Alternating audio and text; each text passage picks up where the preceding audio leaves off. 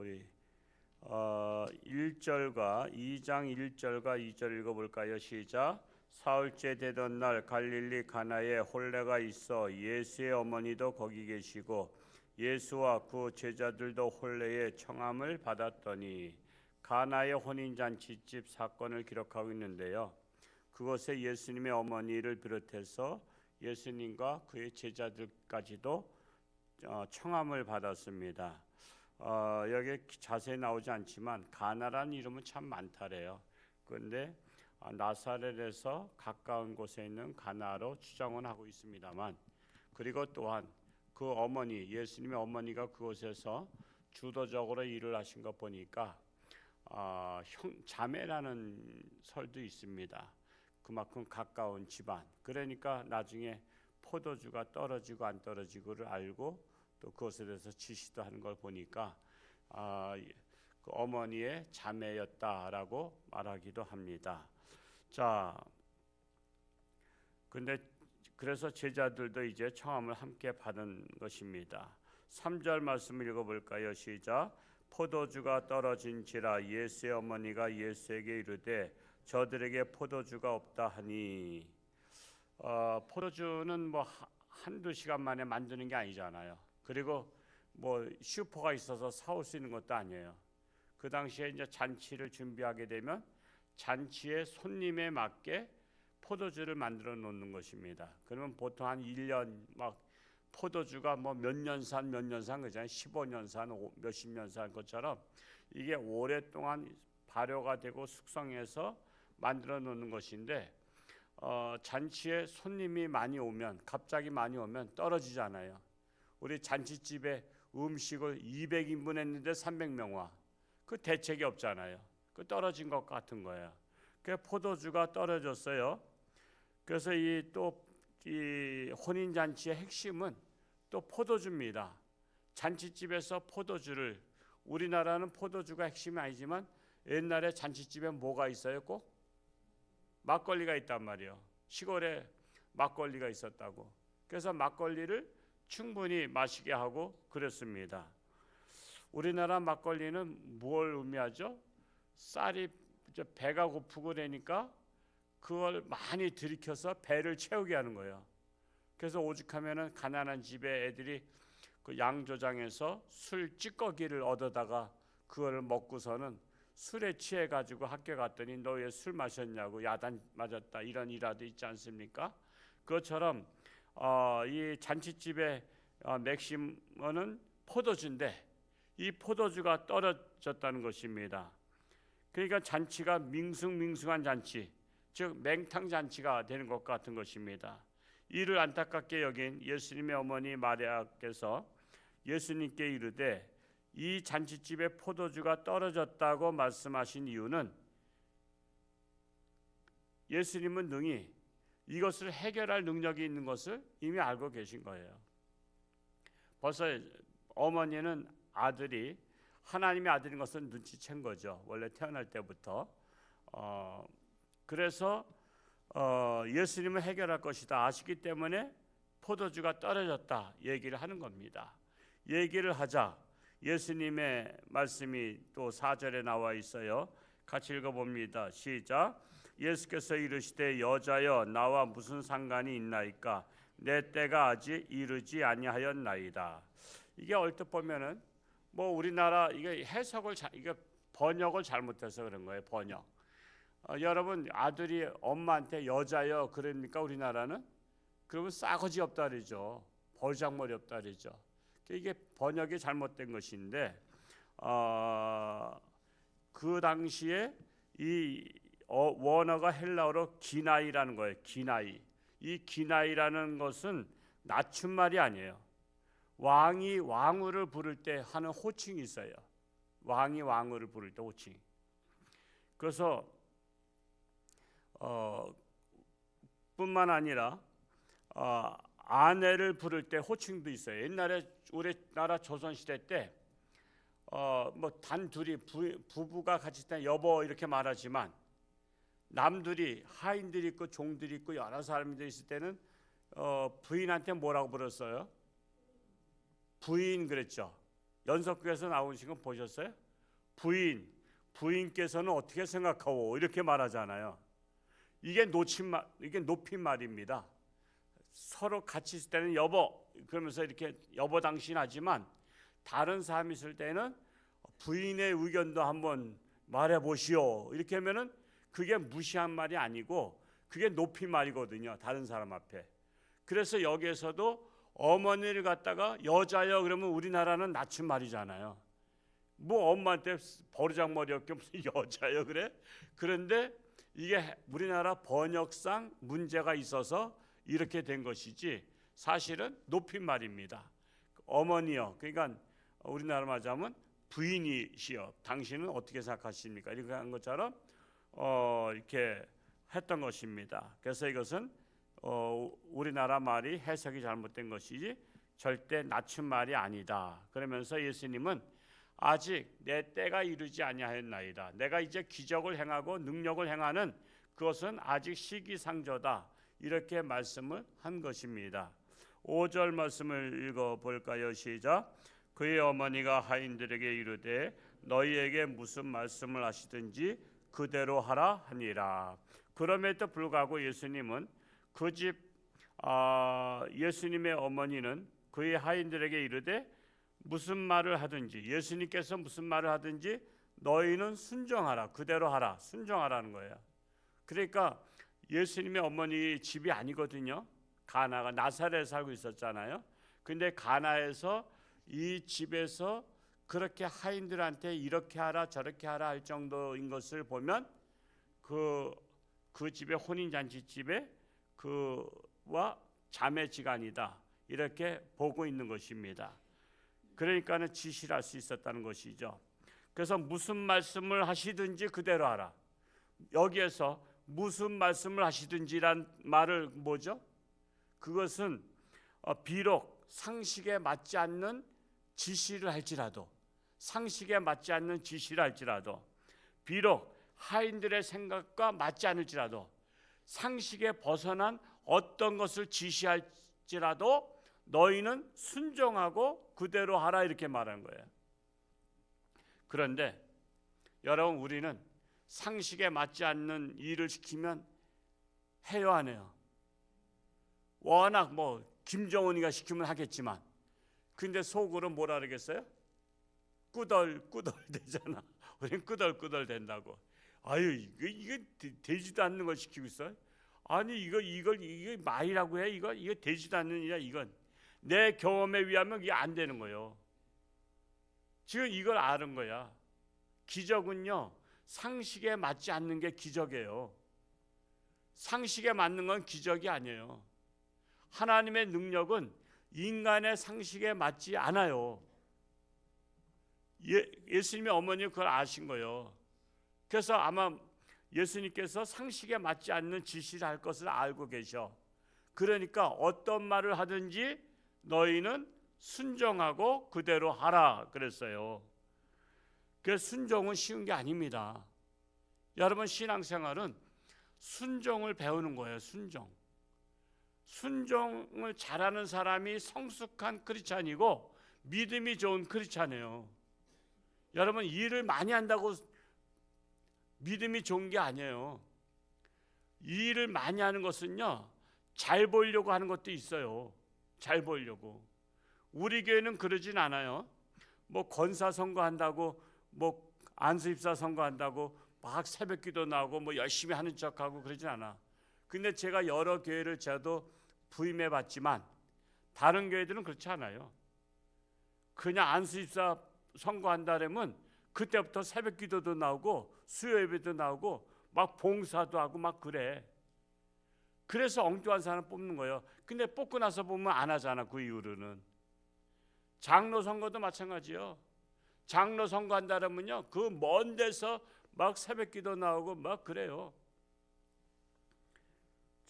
저도 그 어디야 서울에 있을 때 그 경희대학교 옆에 그 우리 같은 교단에 거기도 교회가 있었어요. 근데 거기도 어떤 안수집사님이 구리시에 사셨어요. 구리 쪽에. 근데도 그 당시에 장로 선거한다니까 새벽기도 나오고 막 그러니까 그런 거예요. 평상시에 안 하던 일을 한다고. 평상시에. 그래서 평상시에 안 나오다가 장로 선거하니까 막 나오는 거예요. 그러니까 새벽기도 그렇게 갑자기 나오면 믿음이 좋아진 거예요. 그게 위선이 된 거예요. 위선. 그래서 사람은요 평상시에 하는 것이 그게 굉장히 중요한 겁니다. 평상시에 꾸준히 하는 게 중요한 거예요. 꾸준히 하는 게. 그분을 저도 알고 있었어요. 거기 어떤 관계성 때문에. 제가 근데 이제 그분이 장로 선거에서 됐을 것 같아 안 됐을 것 같아. 교인들이 다 알 만큼 알잖아요. 그래서 안 됐어. 그래서 그분이 상처받았어. 근데 제가 그때 마침 홍천으로 제가 왔어요. 우리 언덕 위에 교인 8명일 때 왔어요. 근데 몇 달 후에 그분이 나랑 개척하자고 전화가 왔어요. 자기가 그분이 이제 구리하고 서울 사이에 거기 과수원이 많잖아요. 배나무인가 뭐 그쪽 단지에 있었는데 그분이 땅이 많았어요. 근데 거기에다가 1,000평을 내놓을 테니까 거기다 개척하자 그래서 제가 저하고 거기에서 1,000평이면 엄청 비싼 땅이거든요. 제가 갔을까요 안 갔을까요? 갔으면 여기 있겠어요? 저는 여기 부임한 지가 얼마 안 됐고 왔는데 그렇게 한다고 해서 제가 갔으면 그분의 종이 됐을 거예요. 그분이 1,000평을 내놨으니까 이렇게 해라 저렇게 해라 나한테 막 그랬을 거예요. 그러니까 장로가 안 돼서 떠나는 분들이 많아요. 솔직히 이게 믿음이 좋은 게 아니야. 꾸준해야 돼. 어떤 일이 있어도 나의 갈 길을 꾸준히 가는 사람이 좋은 거예요. 하여튼 우리 교회도 이제 올해 장로 선거가 있지만은 여러분들이 잘 하셔야 돼요. 평소에 잘하는 분, 평소에 꾸준하신 분, 이게 중요한 겁니다. 잘하다 말다 그러면 그거는 좋은 게 아니에요. 항상 우리는 일편단심 꾸준하게 새벽 기도도 하고 수요일 날도 나오고 이렇게 예배 때마다 나와서 모든 일에 본이 되고 또한 순종하고 모든 일에 앞장서고 희생정신을 바라는 분들이 돼야지 교회가 든든히 서가잖아요. 근데 모처럼 나와가지고 잔소리만 하는 사람 되면 안 되잖아요. 모처럼 나와서. 옛날에 그런 분도 계셔. 그냥 열심히 나오지도 않으면서 모처럼 나오면 왜 그 여자 집사님들 뭐 이렇게 옷이 짧으냐 그러고 막 그 지적을 해. 아니 옷이 짧고 안 짧고는 그분이 할 얘기가 아니야. 그분은 자기나 주일성수나 잘하면 좋겠어. 주일성수도 안 하면서 그래. 막 그렇게 막 하다가 결국 나중에 어떤 일 때문에 시험 들어서 딴 교회로 갔어요. 그러니까 그렇게 된 거야. 그런 분들은.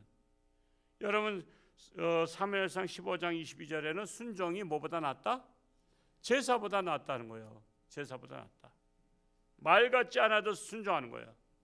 하나님의 말씀은 내 상식과 벗어난 게 너무 많아. 내 상식으로 이해 안 되는 게 많아. 그러면 이해 안 되는 내가 문제지 하나님의 문제는 아니란 말이에요. 여러분 선생님이 가르치는데 학생이 이해 못하는 학생이 있어. 근데 그거를 이해하는 학생도 있어. 그러면 선생님 말씀이 잘못된 거 아니잖아. 이해하는 학생이 있으니까. 근데 문제는 이해 못하는 학생이 문제잖아. 하나님의 말씀을 순종하는 이들이 많아. 근데 순종을 못하는 내가 문제지 하나님의 문제가 아니란 사실이에요. 하나님 말씀에 아무도 순종한 사람이 없다 그러면 하나님의 말씀이 좀 문제가 있나 이렇게 의심해 볼 수도 있지만 어떤 분들은 순종을 해. 하다못해 아브라함 같은 경우 내 아들 이삭을 바치라는데 순종을 해. 그게 순종할 일이요? 여러분 아들 바치라면 순종할 수 있어요? 여러분 재산 바치라면 순종할 수 있어요? 그거 어렵단 말이야. 그래서 순종이 제사보다 낫다는 것이 순종이 이렇게 쉽지 않은 거예요. 내가 할 수 있는 선까지 하는 게 순종인데 그러니까 믿음이 연약한 거야. 그래서 우리는 교회에 나와서 뭘 키우는 거야? 믿음을 키우는 겁니다. 믿음은 뭘 먹고 자라? 하나님 말씀 먹고 자라는 거야. 그래서 믿음은 들음에서 나며 하나님의 말씀을 들음으로써 자꾸만 내가 믿음이 연약한 자를 믿음으로 든든하게 뿌리를 내리고 견고하게 자라는 거야. 그래야 비바람이 불어도, 비바람이 뭐요? 시험 환난이 와도 흔들리지 아니하고 견고하며 바로 서는 거예요. 그래서 우리가 하나님 앞에 이렇게 자주 나와서 말씀을 듣고 그 말씀을 마음판에 새기는 거야. 제가 어렸을 때 어머니가 콩나물을 키우셨어요. 처음에는 그 시루에다가 딱 뭐 깔판 같은 거 이렇게 딱 깔고서는 거기다가 이제 콩을 딱 놓았어요. 그 이제 신기하잖아요. 이제 야 콩나물 키워서 콩나물 해 먹자. 그래서 어머니가 그래서 이제 콩나물 이렇게 넣고서는 어머니는 매일 물 주시죠. 그 물은 밑으로 다 빠져나가. 이렇게 뭐 이렇게 뭘 걸쳐놨기 때문에 막대기다 이렇게 걸쳐놨기 때문에. 근데 이제 저는 뭐 내가 콩나물 키우는 사람이 아니잖아. 어머니가 다 알아서 키우는 거니까 며칠 동안 그냥 아무 생각 없이 놀다가 어느 날 콩나물이 자랐나 하고서 요거 이제 위에 덮잖아. 이게 무슨 그거 뭐라 그래? 그거 덮개. 예? 하여튼 뭐 보자기로도 덮어놔. 그래서 그거를 딱 열어봐. 궁금해잖아. 그랬더니 콩나물이 자랐어. 신기하죠? 어머니가 준 건 물만 뿌렸어. 계속 물 먹고 자라는 거야. 그랬다가 또 며칠 지났더니 쑥 자랐어. 그랬더니 가운데 수북한 데 것을 뽑아가지고 콩나물국을 하잖아. 그러니까 물을 주면 이게 계속 자라는 것처럼 우리에게 물이 뭐냐? 하나님의 말씀이 물이요. 하나님의 말씀을 우리가 계속 기르다 쏟아붓는 거야. 그랬더니 기를 쏟아붓더니 이 말씀이 마음에서 소화가 돼가지고 그 말씀이 살아 역사해서 우리의 믿음이 자라가는 거예요. 그래서 오늘 오신 분들은 수지 맞은 거예요. 수지 맞은 거예요. 말씀을 듣고. 하여튼 뭐 제가 설교하면은 못 듣는 사람은 기적이하고 또 이해 안 되는 분 없잖아요. 그냥 너무나 쉽게 말씀을 하기 때문에 하여튼 오늘 오신 분들 다 하나님의 말씀을 정말 순종하는 믿음으로 자라갈 수 있기를 축복합니다. 어제 우리 청소년들이 원주 연세대학 그다 이렇게 저기 수련회 갔는데 한 1,300명 와 그래도 학생들이 수련회 가고 그런 거 보니까 아주 가슴이 벅차요. 아 이거 많은 교회가 이렇게 수련회를 이렇게 사모하면서 막 버스로 오는 교회도 있고 막 이렇게 하고 그랬었는데 하여튼 우리 내일까지 청소년들이 귀가 열려서 은혜 받고 정말 자신의 정체성 사명을 깨닫고 올 수 있는 학생들 될 수 있도록 여러분 기도해 주시기를 바랍니다. 기도하겠습니다. 할렐루야. 고맙고 감사하신 아버지 하나님, 오늘도 새날 주시니 감사합니다. 오늘 하루도 하나님과 동행하며 승리하는 복된 날 되게 하시고 우리는 순종이 제사보다 낫다고 했사오니 하나님의 말씀을 듣고 믿음이 자라가며 순종하는 자로 성숙한 신앙인 되게 하여 주옵소서. 그리하여 어떤 시련과 어떤 시험이 온다 할지라도 자러나 우러나 치우치지 아니하고 우리는 믿음의 반석 위에 든든히 서는 우리 모든 성도들 되게 하여 주옵소서. 우리 청소년 수련회 중에 있습니다. 함께 하시고 저들의 기문을 열어서 하나님의 말씀을 받고 성령 충만하며 참으로 어떻게 살아가야 될지 자신들의 정체성을 발견하고 돌아오는 우리 학생들 되게 하여 주옵소서. 여러 가지 육신의 질병으로 고통 속에 있는 살아가는 가정들마다 하나님께서 위로하시고 믿음의 기도는 병든 자를 구원한다 했사오니 저들의 믿음으로 기도할 때에 하나님의 놀라운 치료하는 광선을 바랄 줄로 믿습니다. 참으로 여러 가지 어려움 당한 가정마다 하나님 앞에 간절히 부르짖고 기도할 때에 놀라운 능력의 역사가 일어날 줄로 믿습니다. 오늘도 새벽 깨우미 앞에 나온 자마다 하나님 만나기를 소원합니다.